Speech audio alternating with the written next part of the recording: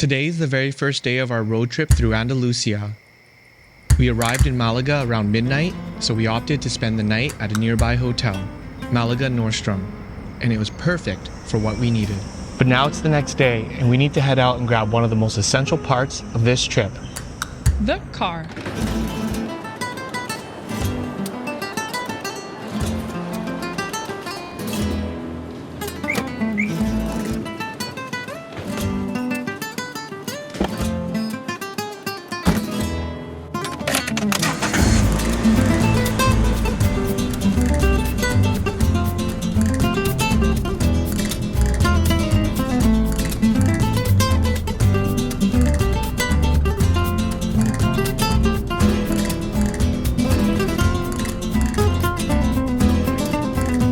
After a short and easy drive, we made our first stop in Nerja.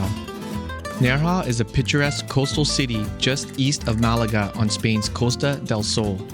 It's known for its stunning beaches, crystal clear waters, and dramatic cliffs. Upon arriving in Nerja, we parked at Carabao Parking, conveniently located near the town center with ample parking available, and for 3.5 hours, the cost was a reasonable €6.50.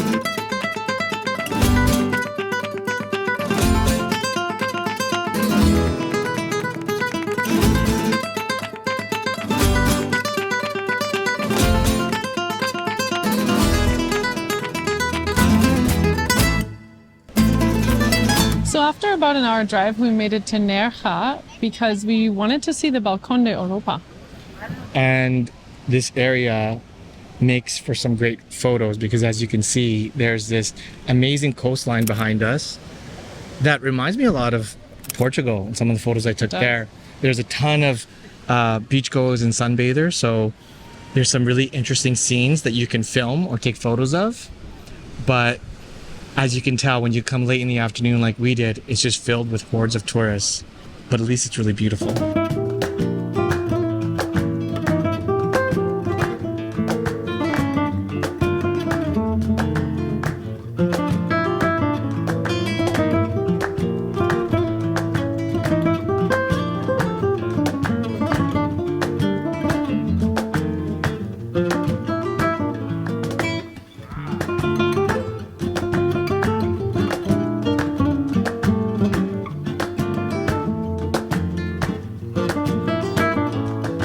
So after managing to deal with that crazy amount of heat in the afternoon, we decided to go for a late lunch here at Zaza, which is a local favorite from what we can tell.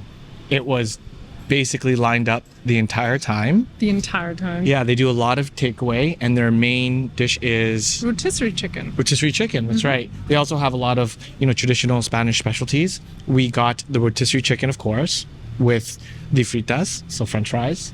We also got the Albondigas. in the tomato sauce. And mixed salad. Yeah, we needed something to cool us down a little Yeah. bit, and nothing tasted better. Than that salad. No, the Coca-Cola. Oh yeah. Yes. It was just so refreshing. The great thing about this place is they actually don't close for siesta like a lot of the other places. So it's 4 o'clock, 5 o'clock right now. What time is it right now? 3:45. 3:45, and they're still open and busy all day long. So highly recommend coming here for lunch if you make a stop to Nerja. Now we're going to make our way to the final destination in this first episode, which is Granada. In the heart of Nerja, we stumbled upon the restaurant Zaza, known for its specialty rotisserie chicken, which did not disappoint. A lunch for two was around €20. Wandering the narrow, whitewashed streets, we were captivated by the town's blend of traditional Andalusian charm and vibrant seaside energy. Though the streets buzzed with life, there was an effortless balance between the lively atmosphere and the town's laid-back, hidden charm.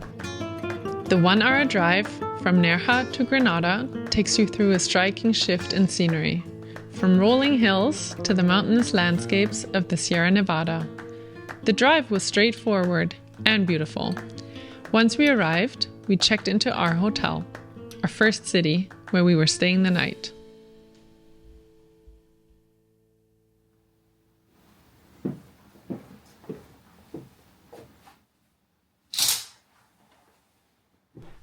morning from Granada.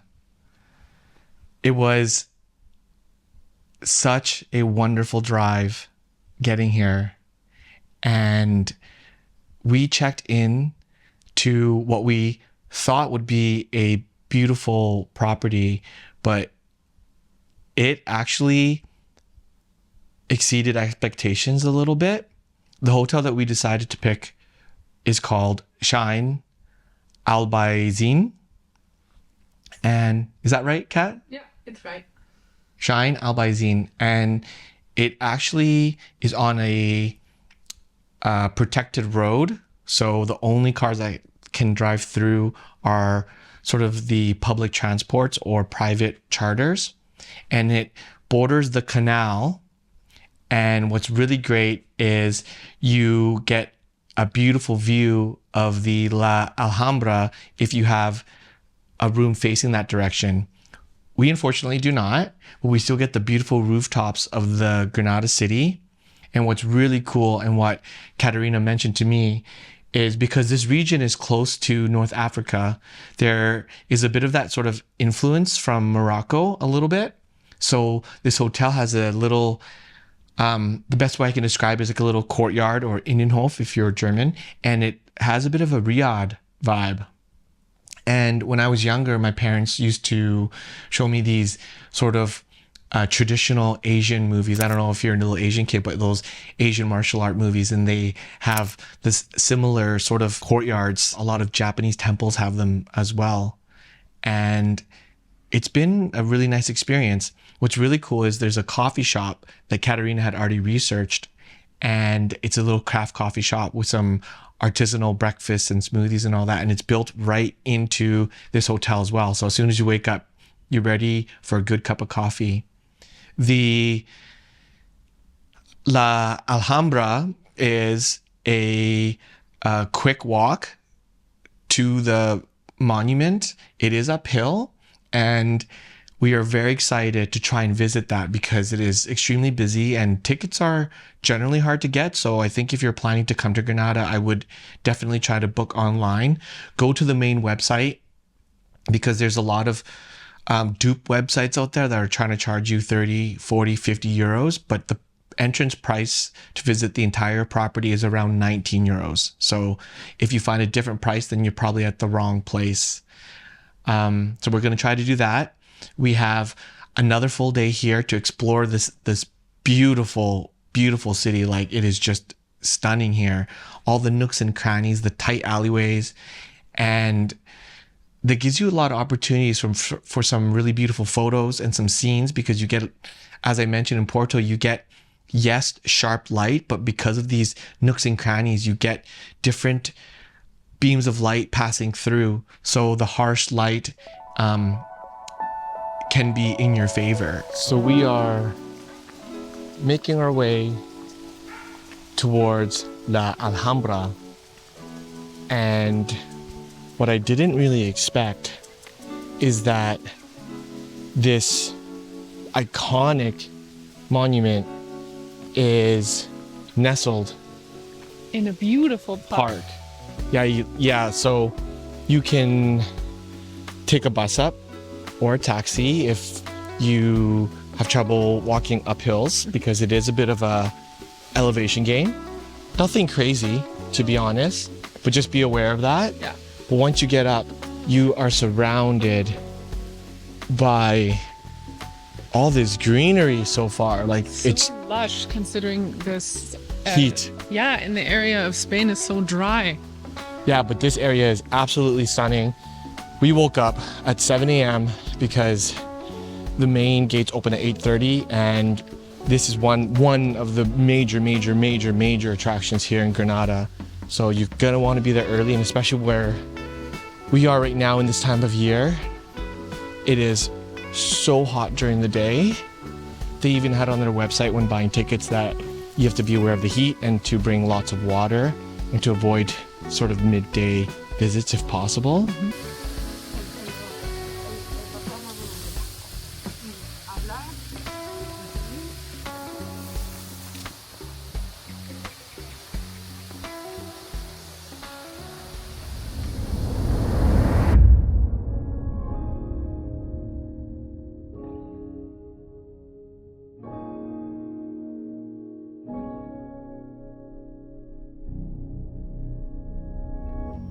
La Alhambra is a palace and fortress complex in Granada, renowned for its stunning Moorish architecture and intricate artistry. Constructed in the 13th century, the heart of the complex is the Nasrid Palaces, a series of stunning courtyards, halls, and chambers adorned with the elaborate stucco work, filled with geometric tile patterns and carved wooden ceilings. Exploring La Alhambra leaves you in awe of the craftsmanship and vision behind it. Every detail is a reminder that all of it was built by hand. As you move through the courtyards and halls, it's impossible not to admire the sheer skill and artistry that has stood the test of centuries. Each corner a testament to the incredible legacy of those who created it.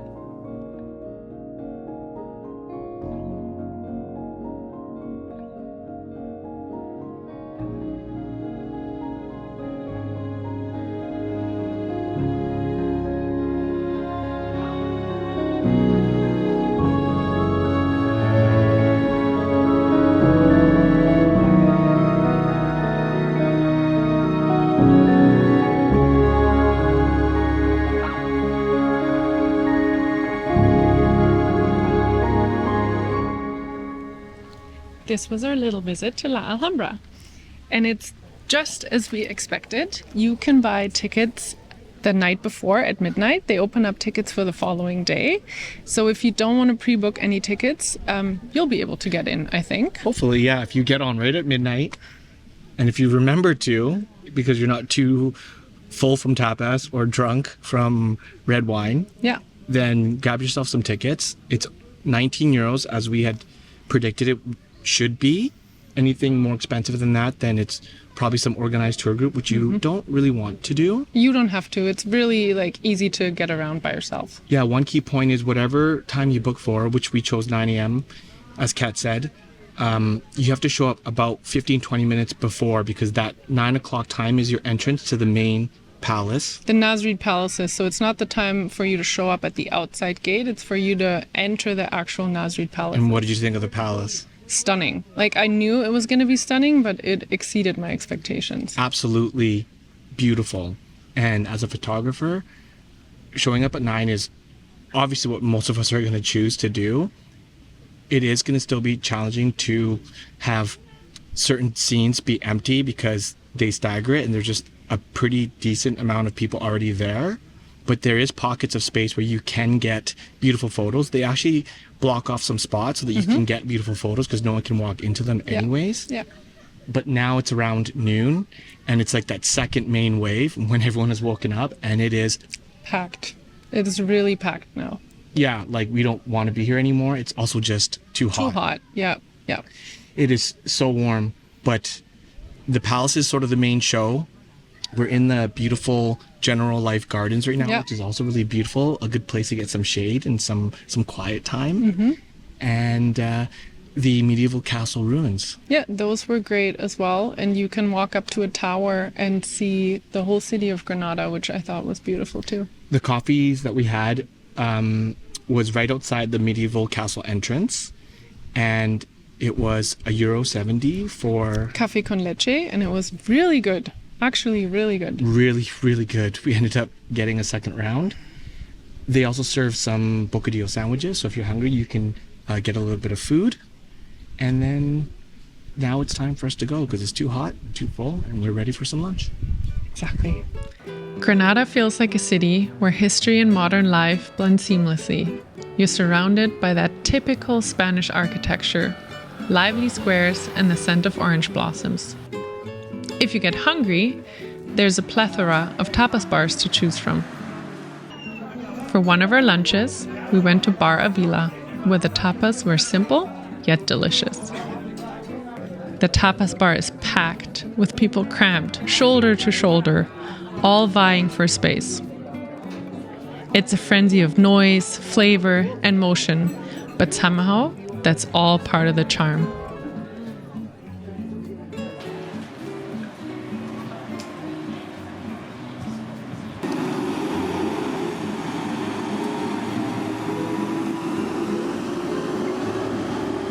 As the day faded, we caught the sunset over the fortress, its silhouette glowing orange against the sky, a constant reminder of Granada's rich history.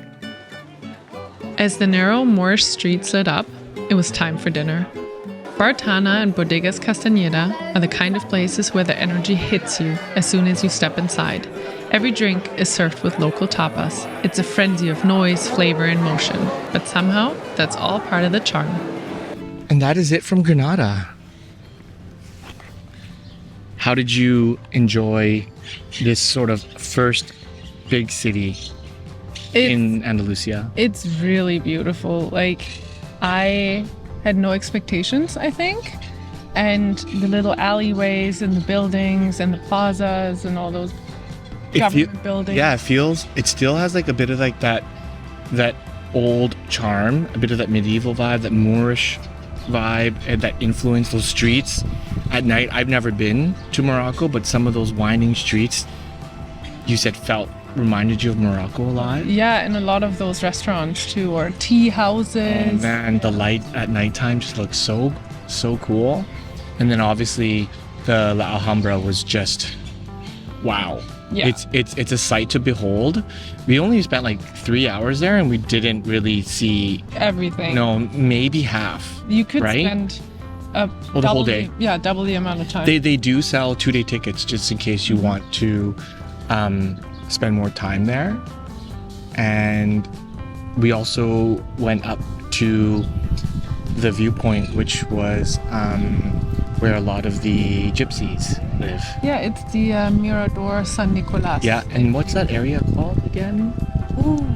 It's a little district. Yeah. Well, I'll have to put all. Sacromonte. Yeah, I think so. Yeah, we'll definitely make up a episode where we will wrap up the final pieces of information for everything. See that guy walking by? I wonder what he thought about seeing this camera by the statue. He's probably like, what is going on here? But he just kept walking. They just kept walking. That's what happens when you make these series in public, you know? Strange things happen like that. But that's part of the episode. So that is it for episode number 1 and Granada. And now we're on our way to the next spot. The first leg of our journey through Andalusia has already been full of unexpected discoveries, and there's no telling what's next. We'll be staying in a smaller town for a more local vibe before heading to a city where bulls charge through the narrow streets. We'll discover more of the Spanish culture and encounter another one-of-a-kind monument.